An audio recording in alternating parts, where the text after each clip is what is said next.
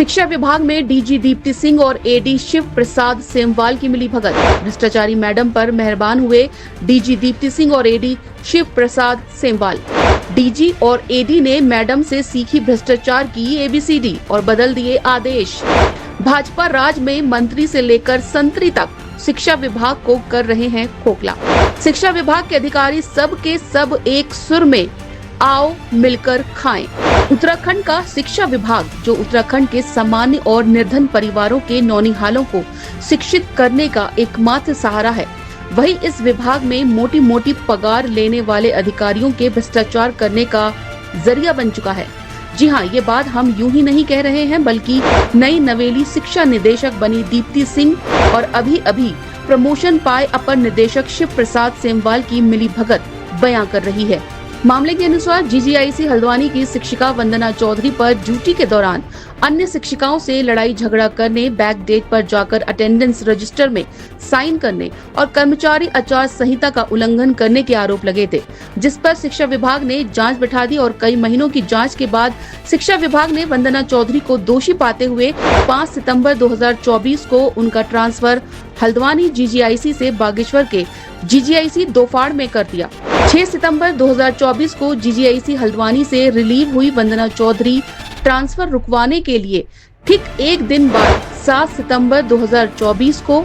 अल्मोड़ा जिला चिकित्सालय से 42% का डिसेबिलिटी सर्टिफिकेट बनवा लाती हैं और हाईकोर्ट में पिटीशन डाल देती हैं। हालांकि हाईकोर्ट से वंदना चौधरी को स्टे नहीं मिलता है। आरटीआई में अल्मोड़ा डिस्ट्रिक्ट हॉस्पिटल से पीएमएस डॉक्टर एससी गड़कोटी और डॉक्टर प्रमोद मेहता से बनवाया गया मैडम वंदना चौधरी का 42% डिसेबिलिटी सर्टिफिकेट फर्जी साबित होता है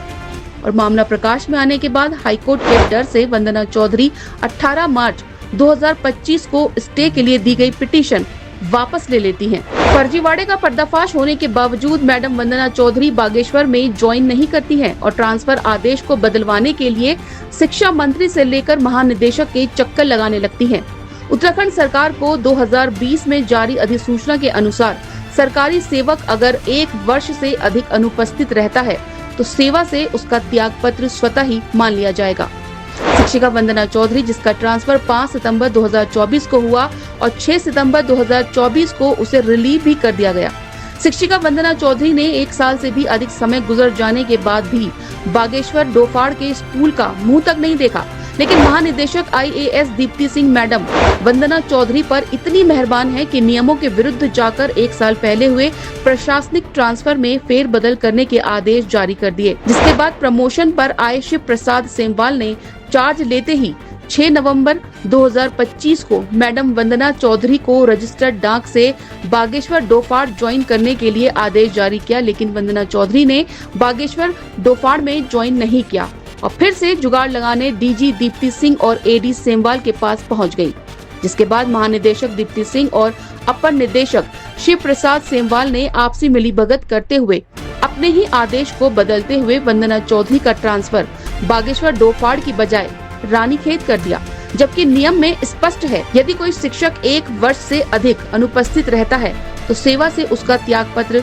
स्वतः ही मान लिया जाएगा। उत्तराखंड की गरीब जनता के खून पसीने के टैक्स से लाखों की पगार लेने वाली वंदना चौधरी जैसी शिक्षिकाएं भ्रष्टाचार की पराकाष्ठा पार कर रही हैं और विभाग के आला अधिकारी मुफ्त का वेतन और मनचाही पोस्टिंग देने के जुगाड़ में लगे हुए हैं, जिससे साबित होता है कि शिक्षा विभाग में अफसरशाही उत्तराखंड के बच्चों को शिक्षित करने के लिए समर्पित नहीं, बल्कि भ्रष्ट और मक्कार शिक्षकों की सुरक्षा के लिए वचनबद्ध है।